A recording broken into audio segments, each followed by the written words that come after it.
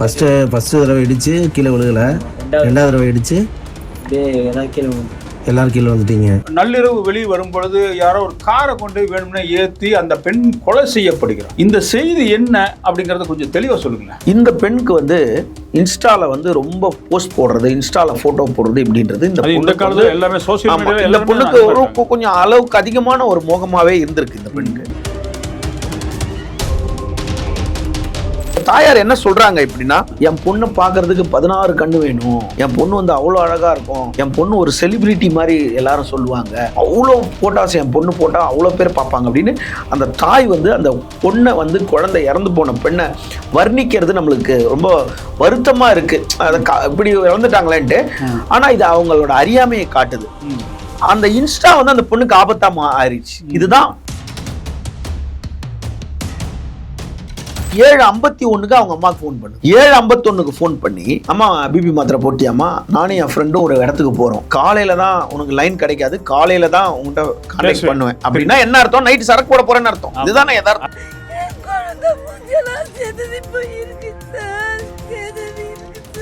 அப்ப இப்போ உள்ள போனோன்னா இவங்க டான்ஸ் ஆடுறாங்க. உள்ள போனோம் டான்ஸ் ஆடும் போது இந்த பெண் மது அருந்திருக்கு, மாற்று கருத்தே கிடையாது. அதாவது மது அருந்தாதவங்க எதுக்கு பாருக்கு போகணும், பப்புக்கு போக வேண்டிய அவசியமே இல்லையே. இல்ல அது நண்பர்களோட பேசுறது கூட போலாம், நண்பர்களோட பேசுறது கூட போலாம். ஆனா இந்த பொண்ணு வந்து மது அருந்திருக்குன்னு அந்த நண்பரே சொல்லிட்டாப்லையா. இந்த போதை இல்லாம வேற ஏதோ ஒரு போதையில இருந்திருக்காங்க. மாற்று கருத்துல இல்ல. அந்த பசங்களோட பார்வையும் பேச்சையும் பார்க்கும்போது நம்மளால அதிகமா இருக்குது. போன ஆட்சியே கமுந்ததுக்கு அது ஒரு காரணம், போதை போய். ஆனா இன்னும் அந்த போதை வந்து இன்னும் இதாகல, முழுமையாக தடைக்கப்படல.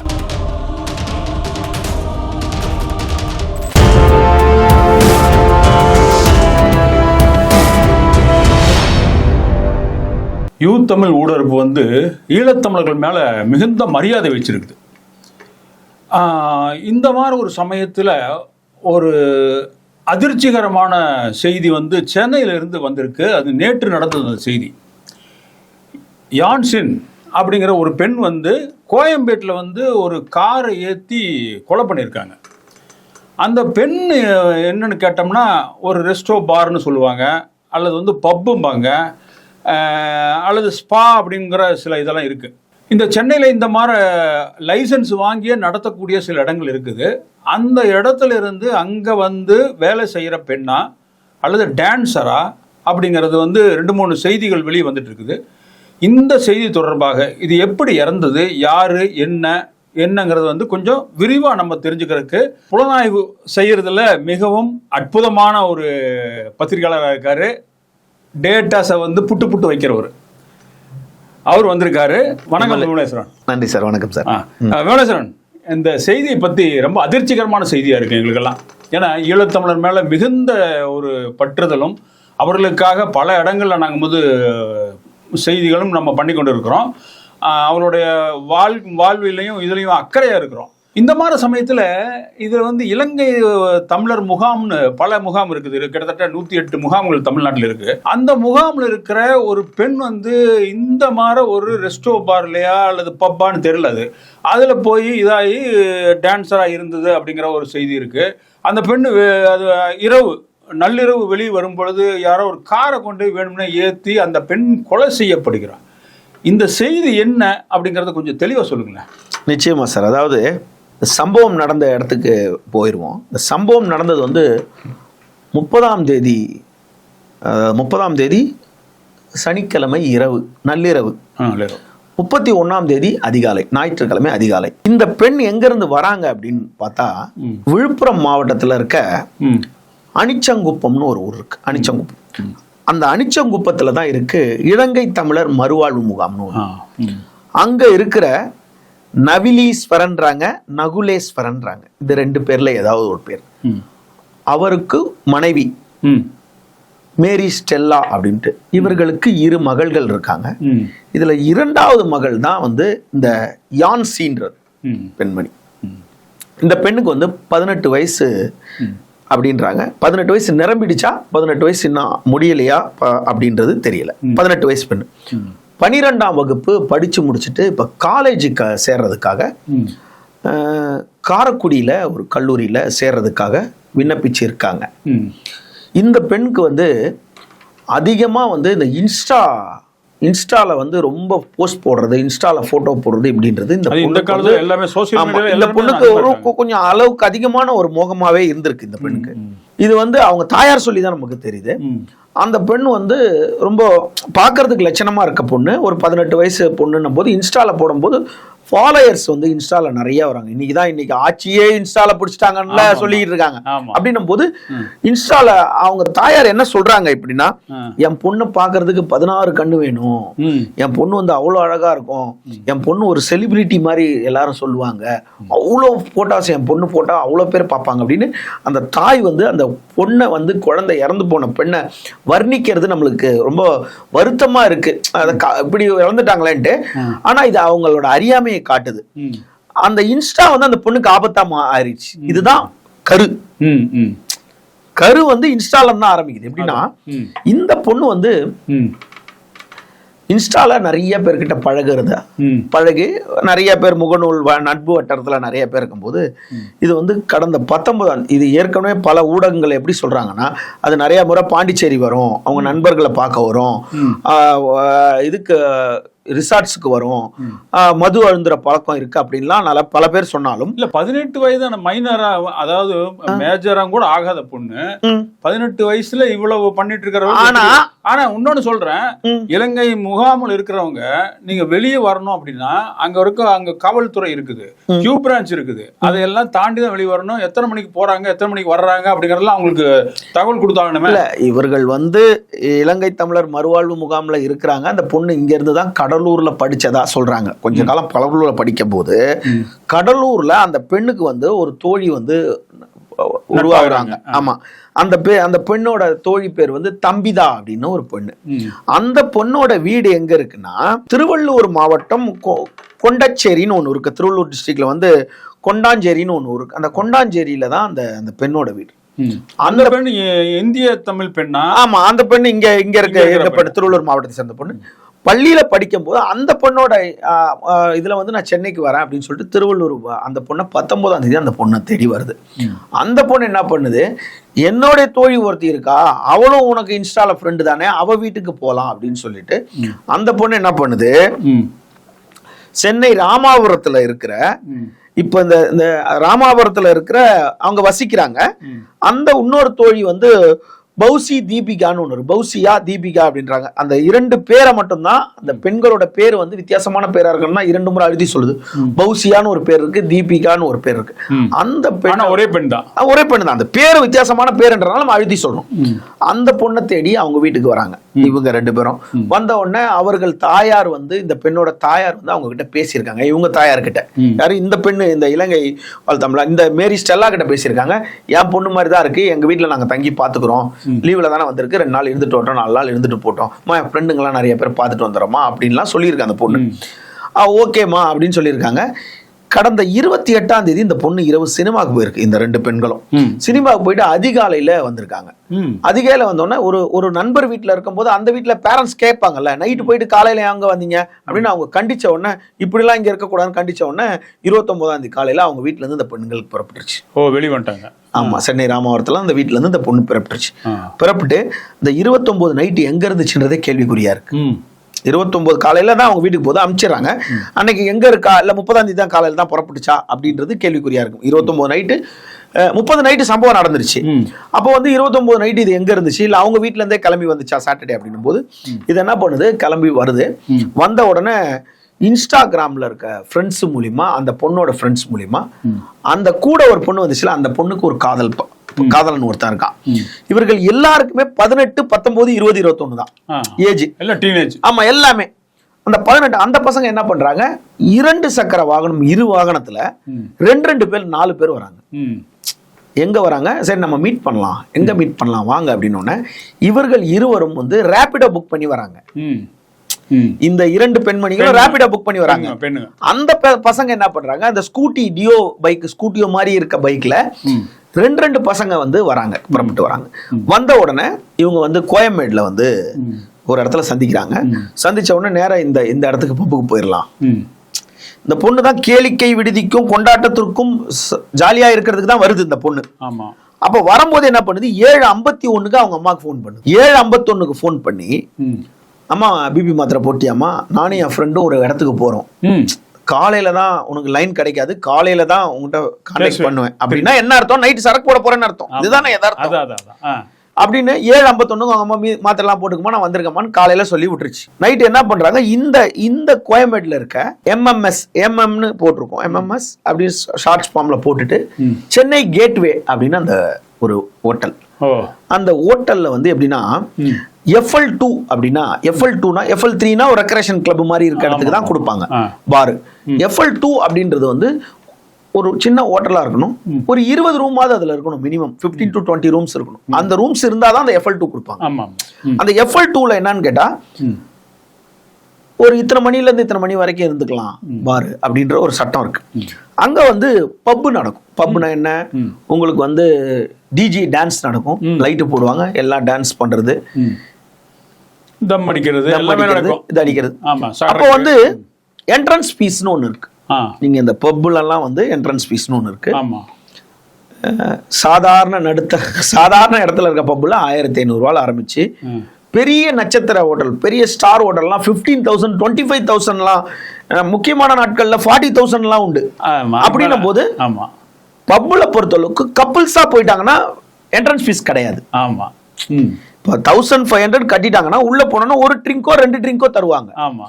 ஆனா கப்புள்ஸா போகும்போது எந்த என்ட்ரன்ஸ் ஃபீஸ் கிடையாது. ஆனா உள்ள போய் எது வாங்கினாலும் நீங்க காசு கொடுத்து தான் வாங்கணும். ஆமா. இப்படின்ற ஒண்ணு இருக்கும்.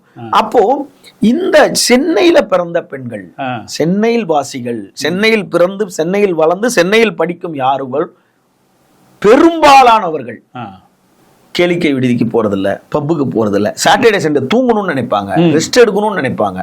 இந்த வெளியூர்ல இருந்து வரவங்க தான் என்ன பண்ணுவாங்க, நைட் சைட் சென்னையில ஃபுட் சாப்பிடணும், அர்பன் ஸ்கொயருக்கு போகணும், நைட் 2 மணிக்கு சனிக்கிழமை அர்பன் ஸ்கொயர் போனா கூட கால் வைக்கிறதுக்கு இடம் இருக்காது, பீச்சுக்கு போகணும், ஈசிஆர் போகணும், ஃபாஸ்ட் ஃபுட் சாப்பிடணும், பனங்கல் பார்க்ல ஆப்போசிட் ஃபுட்ல சாப்பிடணும். இது மாதிரி எல்லாம் வெளியூர்ல இருந்து வந்து இந்த சாஃப்ட்வேர் கம்பெனில வேலை செய்யறவங்க இப்ப இரவுல ஒரு 10 ஆண்டுகளுக்கு முன்னாடி, ஒரு 20 ஆண்டுகளுக்கு முன்னாடினா அடையார், இந்த பக்கமா அடையார்னா இந்த சிட்டி கேட் ஹோட்டலு, இந்த ஹோட்டலு, ஒரு 2-3 ஹோட்டல், டி நகர்னா இந்த டீலக்ஸ் ஹோட்டலு, இந்த பக்கம்னா புகாரி ஹோட்டலு, இங்க ஆழ்வார்பேட்டைனா சாம்கோ ஹோட்டல், இந்த மாதிரி இடத்துல தான் 11 மணி வரைக்கும் பிரியாணி கிடைக்கும். ஆமா. சென்னையை பொறுத்தளவுக்கு மேல கிடைக்காது. ஆமா. ஆனா இப்ப வந்து, ஆனா இன்னைக்கு நீங்க காலையில 5 மணிக்கு பிரியாணி, அதுலயும் ஆட்டுக்கால் பிரியாணி வேணும்னா அங்க போ, மட்டன் பிரியாணி வேணும்னா இங்க போ அப்படின்னு ஒவ்வொன்னு ரோட் சைட்ல எல்லா இடத்துலயும் மொபைல் பிரியாணியே வந்துருச்சு. மொபைல்ல 24 மணி நேரம் இப்ப ஒர்க் பண்ணுது. 24 மணி நேரமும் கிடைக்குது. எப்படின்னா சாஃப்ட்வேர் கம்பெனின்னு ஒண்ணு வரும்போது அவன் வந்து வெளிநாட்டு நேரத்தை பொறுத்து அவனோட பணி இருக்கும். அப்போ அமெரிக்கால இருக்க கால் சென்டர்ல இங்க பணிபுரியுறாங்கன்னா அவங்களுக்கு பகல் நமக்கு இரவுன்றனால இவன் என்ன பண்ணுவான், மத்தியானம் 1 மணிக்கு வேலைக்கு போறான், நைட் 1 மணிக்கு வேலைக்கு விடுவான். அப்போ 1 மணிக்கு அவன் வெளியே வரும்போது சாப்பிடும் போது அவன் ஹோட்டல்ல ஏதாவது சாப்பிட்டுட்டு படுத்துட்டான்னா மறுநாள் காலையில வந்தான் சைக்கிளுக்காக, அந்த மாதிரி ஹோட்டல் வந்தது. இன்னைக்கு வந்து போயிட்டு ஃபேமிலியாவே சாட்டர்டே சண்டே போய் சாப்பிடணும், ஒரு அதாவது இதுக்கு போகணும் அப்படின்ற ஒரு கேளிக்கை என்னவனால இந்த முகாம்ல இருக்க இந்த மாதிரி பெண்கள் வந்து ஈஸியா இதுல அடாப்ட் ஆயிடுறாங்க. இப்ப இந்த பொண்ணு வந்தோன்னு என்ன ஆயிடுது, அந்த 4 பசங்கள்ல இந்த 4 பசங்க கூட 2 பையன் கூட 2 பேர் செட் ஆயிடுச்சா. நீங்க உண்மையா பேரு கூட இருக்க தேவையில்லை, என்ட்ரன்ஸ் பீஸ தவிர்க்கலாம்ல உள்ள போகும்போது. அப்ப இவங்க போறாங்க. மீதி 2 பேர் என்ன பண்றான், அந்த பையன் உள்ள இருக்க டிஜே எனக்கு தெரிஞ்சவரு, அவர் டிஜே தெரிஞ்சவர்லாம் கொஞ்சம் சொல்லி விடனா அப்படின்னா சரி அவங்க 2 பேர் டிக்கெட் வாங்கி இவங்க 2 பேர் ஃப்ரீயா விடுங்க, இப்படி விடுறது. அப்ப இப்ப உள்ள போனோன்னா இவங்க டான்ஸ் ஆடுறாங்க. உள்ள போனோட டான்ஸ் ஆடும்போது இந்த பெண் மது அருந்தி இருக்கு, மாற்று கருத்தே கிடையாது. அதாவது மது அருந்தாதவங்க எதுக்கு பாருக்கு போகணும், பப்புக்கு போக வேண்டிய அவசியமே இல்லையே. இல்ல அது நண்பர்களோட பேசுறது கூட போலாம், நண்பர்களோட பேசுறது கூட போலாம். ஆனா இந்த பொண்ணு வந்து மது அருந்தி இருக்குன்னு அந்த நண்பரே சொல்லிட்டாப்ல. ஆமா ஆமா. பொதுவா வந்து அத போய் இருக்கிறவங்க போதையில தான் இருந்தாங்க, கீழே வந்தோன்னு அந்த பொண்ணு மது அருந்தி இருந்துச்சு. பார்த்தா அதுக்குள்ள எங்க திரும்ப போயிட்டு வர, நாங்களாம் வெளியே வந்து வண்டி எடுக்கிறோம், எங்க போயிட்டோம்னா இல்ல பீர் தான் குடிச்சிட்டு வந்தேன்னு சொல்லிச்சு. அப்போ இந்த பொண்ணு அந்த பொண்ணு கொஞ்சமா குடிச்சிருந்துச்சு, அது உட்காந்துருச்சு. ஆனா இந்த பொண்ணு தான் ரொம்ப ஆடிக்கிட்டே இருந்துச்சு. கூட்டிட்டு போன பொண்ணு உட்காந்துருச்சு, இந்த பொண்ணு ரொம்ப ஆடிக்கிட்டு இருந்துச்சு. அப்போ உள்ள வந்து என்ன பண்றாங்க, ரொம்ப ஆடிக்கிட்டு இருக்கும்போது ஒருத்தன் வந்து இடுப்ப கை வைக்கிறது, அங்க வைக்கிறது, மிஸ்பிஹேவ் பண்ணாங்க. அப்போ இந்த பொண்ணை பண்ண உடனே இந்த கூட இருந்துச்சு எல்லாம் சின்ன சின்ன பசங்க 19 வயசு 20 வயசு பசங்க. இவங்க என்ன பண்றாங்க, எல்லாம் மிடில் கிளாஸோட கீழே இருக்க ஒரு சாதாரண குடும்பத்தை சேர்ந்த பசங்க. அதான் பைக், ஒரு ஸ்கூட்டில 4 பேர் வராங்கன்னா அப்ப 4 பேர்கிட்ட பைக் இல்லைன்னு அர்த்தம். அப்ப 2 பைக்ல வராங்க. இப்படிப்பட்ட ஒரு சூழ்நிலை இருக்கும்போது அங்க கார்ல வந்திருக்க பசங்க அவங்களோட வாழ்வாதாரம் இருக்கும், அவங்களோட ஸ்டைல் என்ன அப்படின்னு பார்க்கும்போது இவங்க எல்லாம் ஸ்கூல் முடிச்சுட்டு காலேஜ் போறான். அவன் காலேஜ் 2 வருஷம் 3 வருஷம் முடிச்சுட்டு வந்திருப்பான். நீங்க அந்த பப்பு அல்லது இந்த பார் இதெல்லாம் எப்படின்னா, நீங்க அந்த ஒரு பெரிய ஒரு இது மாதிரி போட்டிருப்பான், அந்த டேபிள்ல இருக்கும். நீங்க சினிமாவில் பார்க்குற மாதிரி பெரிய இடம் கேப் இருக்கும் அந்த டான்ஸ் ஆடுறதுக்கு. லைட்டும் பார்த்தீங்கன்னா நல்ல வெளிச்சம் இருக்காது, சும்மா மினுக்கு லைட் போட்டுட்டு ஓரங்களில் தான் உட்கார வச்சிருப்பாங்க. இங்க டான்ஸ் ஆடுவாங்க, எல்லாம் நடுவில் போந்து டான்ஸ் ஆடுவாங்க. என்ன நடக்குதுன்னு தெரியாது. பல வகையில அதுல பல வகை இருக்கு, சொல்ல முடியாததெல்லாம் இருக்குன்னு வச்சுங்களேன். அதுல வந்து அங்க ஒரு நடந்துகிட்டு இருக்கு. அப்ப அந்த பசங்க வந்து இந்த பொண்ணை வந்து மிஸ்பிஹேவ் பண்ண வராங்க. உடனே இந்த கூட இருக்க அந்த ஆண் பசங்க என்ன பண்றாங்க, அந்த பவுன்சர்கிட்ட போய் சொல்றாங்க. ஆமா, ஆனா அது செய்தித்தாள்ல எப்படி வருது, நீங்க என் கூட இன்னைக்கு நைட் இருக்கிறியான்னு அந்த பசங்க கேட்டாங்க அப்படின்ற மாதிரி ஒரு செய்தித்தாள் வந்துச்சு. ஆனா அந்த மாதிரி அந்த பையனோட ஸ்டேட்மெண்ட்ல இல்ல. அந்த பையன் என்ன பண்ணா, இங்க கை வைக்கிறது இங்க கை வைக்கிறது, அவன் அடுத்த மூவ் அதான் ஃபர்ஸ்ட் டச். அடுத்து அப்படியே அடுத்த ஸ்டேஜுக்கு அடுத்த ஸ்டேஜுக்கு போறதுக்கு இப்படின்ற ஒரு ஸ்டேஜுக்கு கூப்பிட்டோம்னா அந்த பவுன்சர் என்ன பண்றாங்க, இந்த டீம் அங்க ஒரு சர்ச்சை ஏற்படுத்துருக்கு. அங்க ஒரு சர்ச்சை ஏற்பட்டோம்னா அவன் கால்குலேட் பண்ணி பாருங்க, இங்க ஒரு 6 பேர் இங்க ஒரு 6 பேர்னா அவனுக்கு அதோட இன்கம் என்னாச்சு, 10-15,000 ரூபாய் ஆயிடுச்சுல அவனுக்கு. கண்டிப்பா. அப்ப அந்த 15,000 கஸ்டமர் வெளியே தருதுனா அப்ப உள்ள எத்தனை பேரு இவங்களால பாதிக்கப்பட்டிருப்பாங்க. அப்போ நீ என்ன இது மாதிரி தப்பு பண்ணியா வெளியே போனோன்னு அந்த கார்ல வந்து அந்த ஆப்போசிட் பசங்களுக்கு அவமானங்கள் பெருசாயிட்டு இருக்கு.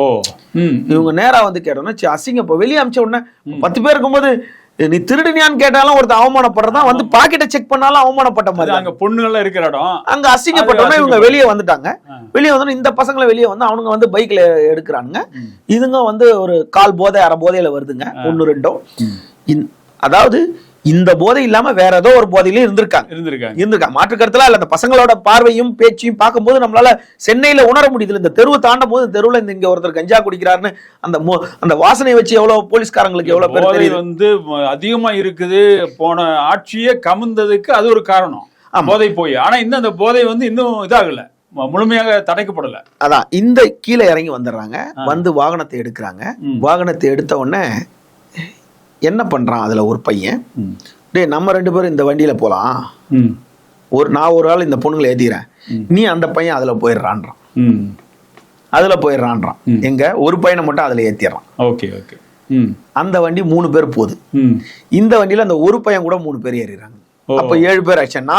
4-2 6 பேர் ஆயிட்டாங்கல்ல. அந்த பையன் கூட இந்த 2 பொண்ணு ஏறிடுறாங்க. அதுல 3 பேர், இதுல 3 பேர். அந்த 3 பேர் போனவன் முதல்ல போயிட்டான். அவன் போய் இந்த கார் எடுத்துட்டு போய் திருப்பிட்டு வரதுக்குள்ள இந்த பொண்ணு வான்னு கூப்பிட்டோம்னா இந்த பொண்ணு அப்பதான் திரும்ப ஏதோ மது அருந்த போது அது என்னன்னு கேக்குறாங்க. இல்ல பீர் தான் குடிச்சேன் அப்படின்னு திரும்ப வந்துச்சான். திரும்ப வந்து உட்காந்து வண்டியை எடுத்து இந்த பொண்ணை உட்கார வச்சு, இப்ப 2 பொண்களை வந்து 2 பக்கம் கால் போட்டுட்டு உட்கார முடியும். உட்காந்து வண்டி எடுத்துட்டு வரதுக்குள்ள அந்த கார் முன்னாடி போகுது. அது ஒரு நீல colour XUV car, Mahindra XUV. அதாவது இப்ப ஸ்கார்பியோல லேட்டஸ்டா ஒரு வண்டி விட்டாங்களா, பெரிய ஸ்கார்பியோ, அந்த மாதிரி வண்டி தான் வச்சுங்க, நீல கலர். அந்த வண்டி வெளியே வந்து போய்கிட்டு இருக்கும்போது இந்த முன்னாடி 3 ஆண் பசங்க போனாங்களே இவங்களோட செட்டு, இவனுக்கு என்ன பண்ணிருக்கானுங்க, போகும்போது கல் எடுத்து அந்த கார்ல அடிச்சுட்டு போயிருக்கானுங்க. அடிச்சுட்டு அவனுங்க வளைஞ்சு ஏதோ சந்துக்குள்ள ஓடிட்டானுங்க. ஆனா அவங்க தூரத்துல கல் அடிச்சுட்டு போன உடனே பின்னாடி இவங்க தான் அடிச்சுட்டாங்கன்றது அவனுக்கு தெரிஞ்சிச்சு.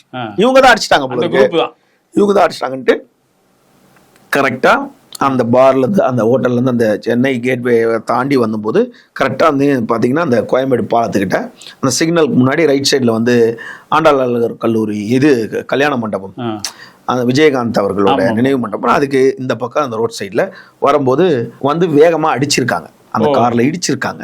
இடிச்ச உடனே கீழே விழல. இவங்க அந்த ராத்திரி நேரத்துல வந்து கூட்டம் இருக்காது, இருக்காது. ஆமா, கீழே விழல.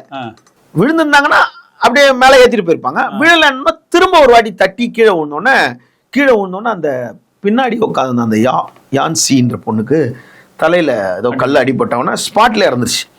இன்னொரு பொண்ணுக்கு வந்து கை கால்லாம் லைட்டா அடிபட்டு காயங்கள், பெரிய காயங்கள்.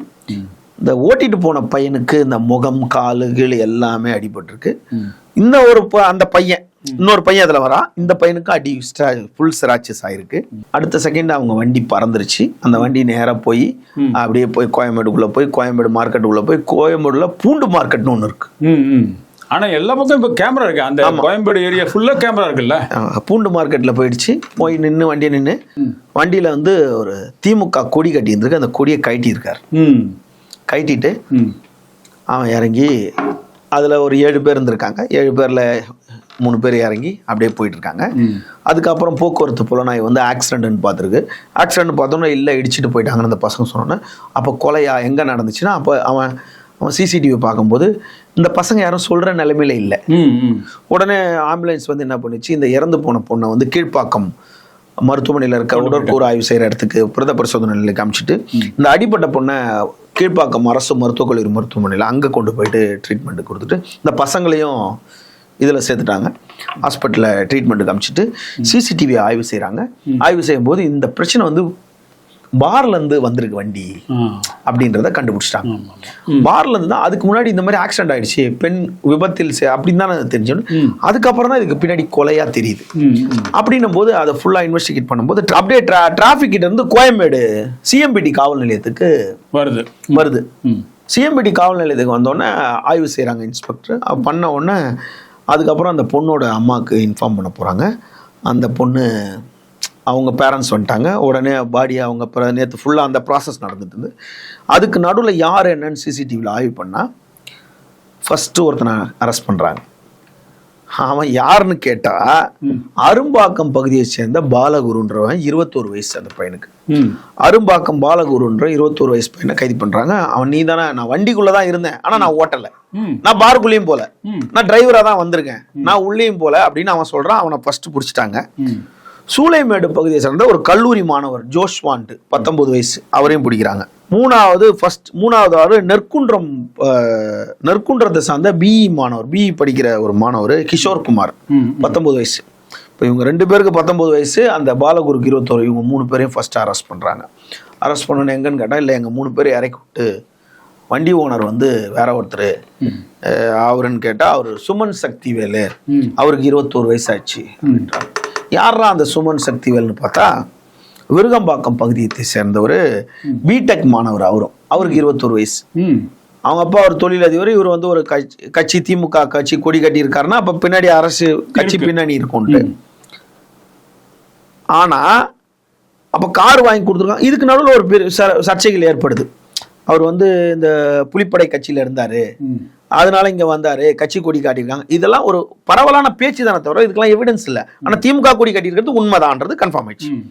அப்ப அந்த சுமன் சக்திவேல் யாரு, இவரு கூட இருக்கவங்க மீதி பேர் எங்க அப்படின்னா இந்த விருகம்பாக்கம் பகுதியை சேர்ந்த பிடெக் ஸ்டூடெண்ட் சுமன் சக்திவேல் 21 வயசு, ராமாபுரம் பகுதியை சேர்ந்த பிகாம் ஸ்டூடெண்ட் மோகன சுந்தரம் 19 வயசு, அதுக்கப்புறம் சூளை அண்ணா நகர் பகுதியை சேர்ந்த டிப்ளமா படிக்கிற மாணவர் 20 வயசு ராகுல்னு ஒரு பையன், அதுக்கப்புறம் சூளைமேட்டு பகுதியை சேர்ந்த விமல்னு ஒரு பையன் 19 வயசு. அப்போ இது எல்லாத்துக்குமே பாத்தீங்கன்னா 21க்கு மேலே கிடையாது. 21 20 20 கிடையாது. 21 20 19 19 19 19 இந்த 7 பேர் இவங்களை கால் டீட்டெயில் போடுறாங்க. இவர்கள் கொடியை இங்க கட்டிட்டு கூலா போயிட்டு கார் நம்பர் பிளேட்டை கட்டிட்டார். வேற ஒரு நம்பர் பிளேட்டை மாட்டிட்டார். ஓகே, உடனே ரெடிமேடா வேற எங்க இருந்து ஒரு நம்பர் பிளேட்டை மாட்டிட்டு பாண்டிச்சேரியில போய் சேஃபா இருக்காரு. ஸ்பெஷல் டீம் போய் பாண்டிச்சேரியில ட்ரான்ஸ்ஃபர் பண்ணி தூக்கிடுச்சு. ஓகே, தூக்கிட்டு வந்து வச்சு அதுக்கப்புறம் தான் இதை வந்து கொலை வழக்கா பதிவு செய்யறாங்க. 4 பிரிவின் கீழ் வழக்கு பதிவு செய்யறாங்க. அதாவது பிஎன்எஸ் ஆக்ட்ல வந்து 115 பிஎன்எஸ்ல வந்து 115/2 அப்படின்னு ஒரு பிரிவு, வாலண்டரி கேசிங் அதுன்றது. அதுக்கப்புறம் பாத்தீங்கன்னா 351/3 செக்ஷன் 1, அதுக்கப்புறம் 506/2 அதுலயே வந்துடும். 109 அட்டெம்ப்ட் மர்டர், இந்த மாதிரி ஒரு 4 பிரிவுல வழக்க பதிவு செய்யறாங்க. வழக்க பதிவு செய்து 7 பேரை கைது செய்துட்டாங்க. இன்னும் ஒருத்தர் மட்டும் இருக்கிறாருன்னு சொல்றாங்க. அதுக்கு நடுவில் இந்த பொண்ணு வந்து மருத்துவ பரிசோதனை இதில் இருக்கு. இந்த பெண்ணோட தாயார் வந்து அங்கே வந்துட்டு அவங்க கத்துறாங்க, தம்பி நீ தானே கூட வந்த, நீ சொல்றான்னு நேற்று கத்துறாங்க. நேற்றுலாம் அந்த பசங்க பேசலை. இன்னைக்கு ஒரே ஒரு பையன் மட்டும், அந்த கூட்டிகிட்டு போன பையன் பேர் இன்னும் வெளியே ஊடகங்களில் வெளியே வரவே இல்லை. அந்த பையங்களும் போதைப் பொருளுக்கு அடிமையான பசங்க தான். ரெண்டாவது, இவர்களை குறை சொல்லி, அதாவது ஒரு முகாம்லேருந்து ஒரு பொண்ணு சென்னைக்கு வருது. அந்த சென்னையில் வந்து இங்கே வந்து அது வந்து கேளிக்கை விடுதியில் போய் அங்கே இதுக்கெல்லாம் பேஸ் பார்த்தீங்கன்னா போதையாக தான் இருக்கு, மதுவாக தான் இருக்கு. ஆமாம். அப்போ இதுல உடனே காவல்துறை என்ன பண்ணிடுச்சு, இந்த சம்பவம் நடந்த உடனே இமிடியேட்டா வந்து பாருக்கு அந்த ஹோட்டலுக்கு சீல் வச்சிடுச்சு. அது வந்து ஆஸ் யூஷுவல் நடக்கிறதா. இதுல எதுக்கு சீல் வச்சாங்க அப்படின்னு பார்த்தா 18 வயசு. இப்ப சம்பவம் நடந்தனாலதான் இவங்களுக்கு 18. அப்ப இதுக்கு முன்னாடி எத்தனை 18 போயிருக்கும் உள்ள? ஆமா, கண்டிப்பா. அப்போ ஒரு 5 நாட்கள், கடந்த வாரம் மட்டும் 21 வயசுக்கு மேல இருக்கவங்களுக்கு தான் சரக்கு கொடுக்கணும் டாஸ்மாக்ல அப்படின்னு ஒரு இது வந்துச்சு. அப்போ இதெல்லாம் ஏற்கனவே இல்லையா அப்படின்ற மாதிரி எல்லாரும் பேசி 11 மணிக்கு தான் பார் இருக்குன்னு சொல்லி, ஆனா 12 மணிக்கு ஆமா இவங்க வந்து இந்த அரசு 12 வரைக்கும் கொண்டு வரலாம் அப்படின்னு நிறைய ரெஸ்ட்ரிக்ஷன் கொடுத்துருக்காங்க. அதாவது நீங்க 11 மணினா 10:45 தான் கடைசி லாஸ்ட் பில்லா இருக்கணும். ஆமா, 11 மணிக்கு அவங்கள வெக்கேட் பண்ணிடணும். லாஸ்ட் பில்லு 10:45 தான் இருக்கும். இது எல்லாமே லோக்கல் காவல் நிலையத்துக்கு தெரியாம நடக்காது. தினமும் ஒரு லிமிட்லயும் அதாவது இந்த லிமிட்ல இருக்க இன்ஸ்பெக்டர் இங்க ஏரியா ரவுண்ட்ஸ் வர மாட்டாரு. வேற ஏரியா லிமிட் இன்ஸ்பெக்டர் தான் இந்த ஏரியா ரவுண்ட்ஸா இருக்கும். வேற ஏரியா டிசி தான் இந்த ஏரியா ரவுண்ட்ஸா இருக்கும். வேற ஏரியா ஏசி தான் இந்த ஏரியா ரவுண்ட்ஸா இருக்கும். எல்லாம் சென்னைக்குள்ள தான். அப்போ சென்னைக்குள்ள இருக்கவங்க தொடர்ந்து அப்போ சாட்டர்டே சண்டேன்னு வரும்போது எல்லா இடத்துலயும் இந்த மாதிரி கேளிக்கை விடுதியில வந்து இரவு நேரங்கள்ல பெண்கள் வந்து அரைகுறை ஆடைகளை போட்டு போதையில சரிஞ்சு போய் கையில சிகரெட்டும் கையுமா கீழே விழுந்து, அதாவது ஒரு மேல்தட்டு மக்கள் மட்டும்தான் போற மாதிரி பப்புகள் இருந்துச்சு. இன்னைக்கு இந்த சாஃப்ட்வேர் கம்பெனின்னு வந்த உடனே இந்த every month first week or second week அவங்க சேலரி வாங்கணும்னா அவங்க குடும்பம் வேற எங்கேயாவது இருக்கு. ஆமா, வெளியூர்ல இருக்காங்க. ஆனாலும் நீங்க இந்த இது பாத்தீங்கன்னா அந்த பெண்ணுங்க வந்து +2 முடிச்சுட்டு இப்ப காலேஜ் இருக்காங்க. ஏன்னா இந்த பொண்ணு வந்து மது அருந்தது உண்மைன்னு அவங்க பசங்க சொல்லிட்டாங்க.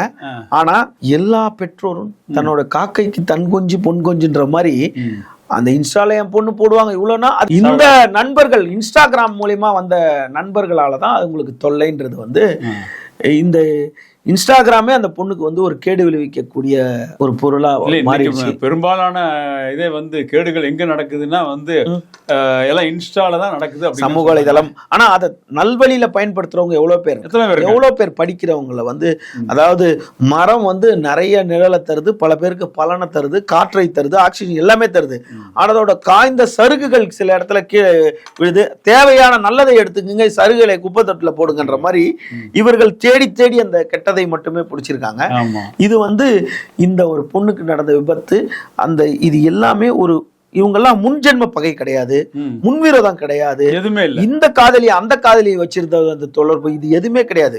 அந்த கேளிக்கை விடியில நடந்த ஒரு 2 மணி நேரம் சம்பந்தம், அந்த தொடர்பு, அதோட பிரச்சனை, அதன் நொடிமா நடந்த ஒரு கொலை. இப்ப இந்த பசங்களோட எல்லாரோட வாழ்க்கையும் கேள்விக்குறி ஆயிடுச்சு. அந்த பொண்ணு வந்து இன்னைக்கு இழந்து போயிருச்சு. அவங்க தாயாரோட கதறல வந்து கேட்க முடியுது நம்மளுக்கு. இருந்தாலும் எல்லாத்தையுமே வந்து அரசு தான் கண்காணிக்கலாமா? அவங்கவுங்க பெற்றோர்களும் குழந்தைகளை, ஆண் பிள்ளைகளையும், இப்ப இந்த பொண் மேல நம்ம குறைன்னு சொல்றதோட இந்த நாய்கள் கூட்டிட்டு போச்சு இந்த பெண்கள், இந்த பசங்களோட பெற்றோர்கள்லாம் ஒரு 21 வருஷம் பசங்க வந்து பப்புக்கு போவோம், டான்ஸ் ஆடுவோம்னா அந்த அளவுக்கு இவங்களை என்ன அதாவது ஒரு வாகனத்தை, லைசன்ஸ் இல்லாத ஒருத்தர் வந்து வாகனத்தை இடிச்சிட்டான் அப்படின்னா அவங்க தந்தையார வழக்கு சதி கைது செய்ய 10 வயது பையன் வாகனத்தை ஓட்டிட்டான்னா தந்தையார கைது செய்துன்றாங்க. ஒரு சட்டத்துல சட்டம் இருக்குது. அதே மாதிரி ஒருத்தர் இப்ப மோட்டார் வெஹிக்கிள் ஆக்ட் படி பாத்தீங்கன்னா இப்ப கடந்த 4-5 ஆண்டுகளா ஒருத்தர் குடிச்சிட்டு ஓட்டிட்டு போய் இடிச்சிட்டாருன்னா அந்த குடிக்காம 4 பேர் இருந்தாங்கன்னா அவங்களும் கைது செய்யணும். ஏன்னா நீங்க அவர் அனுமதிச்சீங்கன்றதான் இன்னைக்கு டிராபிக் ரூல்ஸ் சொல்லுது. அப்படி இருக்கும்போது வெறும் பாரை மூடினா மட்டும் இல்ல, இன்னும் கேளிக்கை விடுதிகள் இன்னும் குறைக்கப்படணும். அவங்களுக்கு நிறைய ரெஸ்ட்ரிக்ஷன் கொடுக்கணும். 18 வயசுக்கு வேலையா. ஆனா ஒவ்வொரு பார்லயும் வந்து ஒரு பார் ஓனரும் வயசை பார்த்து பார்த்து உள்ள அனுப்ப முடியாது. அதுக்கு அது அவங்களுக்கு அது வேலையும் கிடையாது. எல்லாருமே ஒரிஜினல் ஃபேக் ஐடியா ஒரிஜினல் ஐடியான்னு செக் பண்ண முடியாது. வியாபாரிக்கு என்னங்க இது, அவனுக்கு வியாபாரம் ஆகணும். அதனால பார்க்க முடியாது. பெற்றோர்களும் தான் இதை வந்து கண்காணிக்கணுமே தவிர எல்லாத்துக்குமே காவல்துறையும் அரசையும் குறை சொல்லி கொண்டு இருக்காம பெற்றோர்களும் இந்த வயசுல பிள்ளைகளுக்கு வந்து இந்த கெட்ட பழக்க வழக்கங்கள்ல இதனாலதானே இந்த அளவுக்கு வருது அப்படின்றத கொஞ்சம் இந்த பொண்ணோட யான்சி விழுப்புரம் மாவட்டம் அனிச்சங்குப்பத்தில் இருக்க ஒரு இலங்கை தமிழர் மறுவாழ்வு முகாமில் இருக்க பொண்ணு வந்து இன்னைக்கு கோயம்பேடு ரோட்ல வந்து கொலை செய்யப்பட்டிருக்கு. வாகனத்தால அது வாழ்க்கையே அர்த்தம் இல்லாம போயிடுச்சு அந்த பொண்ணோட வாழ்க்கை. இது போன்று இனி ஒரு இடத்துல நடக்கக்கூடாதுன்றது தான் இந்த நேர்காணலோட. ஆமாம். ஆனால் இதில் வந்து பார்த்தீங்கன்னா இன்னைக்கு 2009 முன்னாடி 60 ஆண்டுகள் அவங்க அந்த போராட்டம் அங்கே நடந்தது.